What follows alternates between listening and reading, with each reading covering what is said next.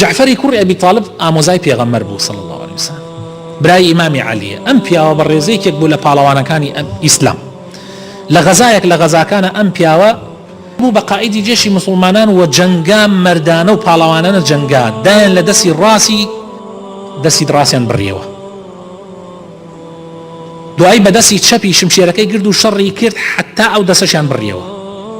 ئەم پاڵەوانە گەورە کە شەهید ئەبێ یەکسەر خەبەرەگاتە پێغەمبەری خوا صلی الله عليه وسلم. مەسافەکەش زۆرە، یعنی بە مانگەڕێ ئەو کاتانە بەمان خەڵگەیشتۆتە ئەو شوێنە کە شەڕەکەی تیابوو. یەکسەر خەبەرەگاتە پێغەمبەری خوا صلی الله عليه وسلم لە ڕێگای وحیەوە کە ئەو پاڵەوانانە شەهید ئەبن و یەکێک لەوانەیە جعفری ئامۆزاتە کە شەهید ئەبێ و هەردوو دەستشیە بڕێتەوە. جا پێغەمبەری خوا صلی الله عليه وسلم فەرمێ بۆ دڵخۆشکردنی ئەهل و کەسوکاری و بۆ دڵخۆشکردنی مسلمانان و بۆ ئەوەی بزانن پاداش بە گوێرەی ئەو کارەیە کە ئەیکە ئەفەرمێ پێم پیشان درا جعفری کوڕی ئەبی طالب لەناو بەهەشتا دوو باڵی پێ درابوو ئەفڕی وەک لەگەڵ جبریل لەگەڵ میکائیلە.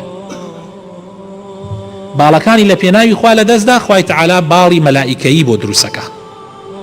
ئاوایە بەڕێزانم، هەرچی بۆ خوا بکە خوای گەورە لە بەرامبەرە پاداشەکەت بەو شێوە داتەوە.